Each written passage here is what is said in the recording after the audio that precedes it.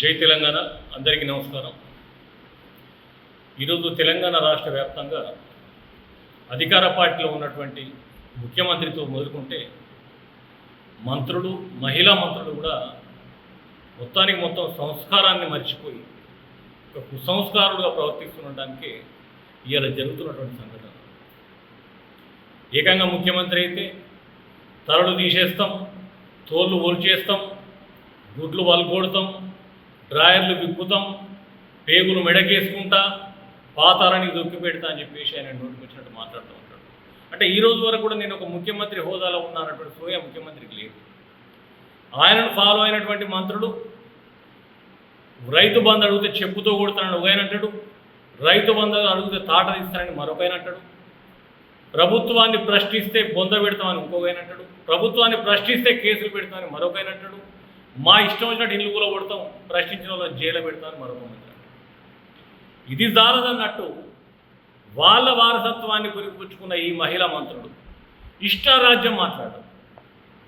ఒక మహిళా మంత్రి అయితే ఆమెకు అసలు తలా తోక లేకుండా సంస్కారం మర్చిపోయాము. నేను ఒక ఆడదాన్ని అన్న విషయం మర్చిపోయి మాట్లాడుతూ ఉన్నది కొండ సురేఖ. ఆమెకు తానా అంటే తందానా అని చెప్పేసి మరొక మహిళా మంత్రి సీతక్క ఆమెకు సపోర్ట్ చేస్తూ ఉన్నది. అసెంబ్లీలో నన్నేమో అన్నారు అన్నప్పుడు స్వయంగా అసెంబ్లీ సాక్షిగా కేటీఆర్ గారు వివరణ ఇచ్చిండ్రు.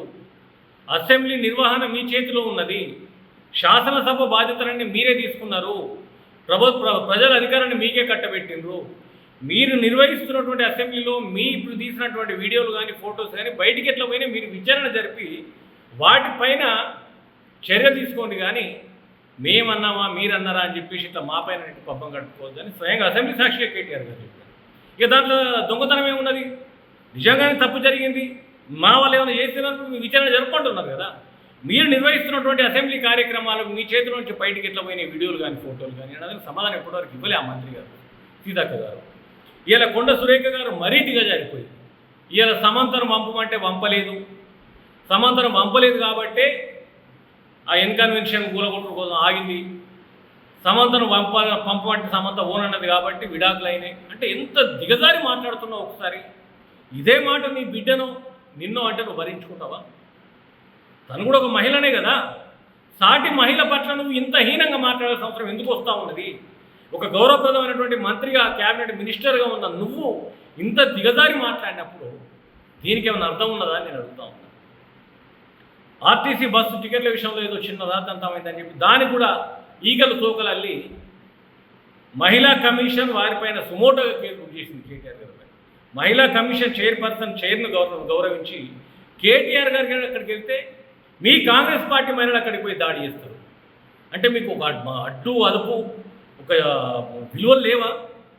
మీరు చేసినటువంటి అసత్య ఆరోపణలకు సమాధానం ఇవ్వడానికి కేటీఆర్ గారు గౌరవప్రదంగా వారికి విలువనిచ్చి ఆ చైర్కి విలువనిచ్చి మహిళా కమిషన్ ముందర హాజరైన కాడికి వచ్చి మీరు దాడులు చేయడం అంటే ఎంత సిగ్గుచేటిది.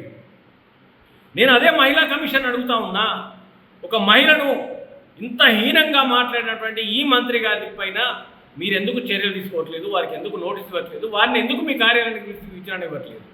ఎందుకు వారి వివరణ అడగట్లేదు? అంటే మహిళా కమిషన్ ఓన్లీ ఈ రాజకీయ కార్యక్రమాలకు మాత్రమే ఉపయోగపడుతుందా? రాజకీయ కక్షలకు మాత్రమే ఉపయోగపడుతుందా? అంటే ఇలా సమంత సాటి మహిళ కాదా? ఇలా అత్యంత గౌరవప్రదమైనటువంటి స్థాయిలో ఉన్న సమంత ఇలా భారతదేశంలోనే ఒక గుర్తింపు కలిగినటువంటి గొప్ప నటి. ఆమె పట్ల దిగజారి మాట్లాడిన మీ మంత్రి గారికి ఎందుకు నోటీసులు ఇవ్వట్లేదు? ఎందుకు వారిని విచారణకు పిలవట్లేదు అనేది ఇలా మహిళా కమిషన్ సమాధానం చెప్పాలి. మహిళల పట్ల కేసీఆర్ గారు కానీ ఇతర బీఆర్ఎస్ పార్టీ నాయకులు ఏదో దిగజారి మాట్లాడలేదు. మాట్లాడకపోయినా వాటికి ఈగలు తోకలల్లి వారిని చైర్మన్ గారు ముందుకు తీసినప్పుడు పోయినాడికి పోతే దాడులు చేసే పని మీదే. అసెంబ్లీ నిర్వహణ మీ చేతిలో ఉన్నది. మీ ఫోటోలు బయటికి వీడియోలు బయటికి ఎందుకు పోయినాయి? వాటిపైన చర్యలు తీసుకోమంటే మీకు చేత కాదు. ఇవాళ ఏదైతే కొండ సురేఖ రఘునందన్ రావు అక్కడ ఏదైతే చేసిండో వారికి మెడలో కండువన సమయంలో వేసినట్టున్నాడు. వేసిన దాన్ని ఎవరైతే తప్పుబట్టి మిమ్మల్ని తక్కువ మాట్లాడారు వాళ్ళ పైన చర్యలు తీసుకోమన్నారు. వారిని ఎవరు సమర్థించలేదు.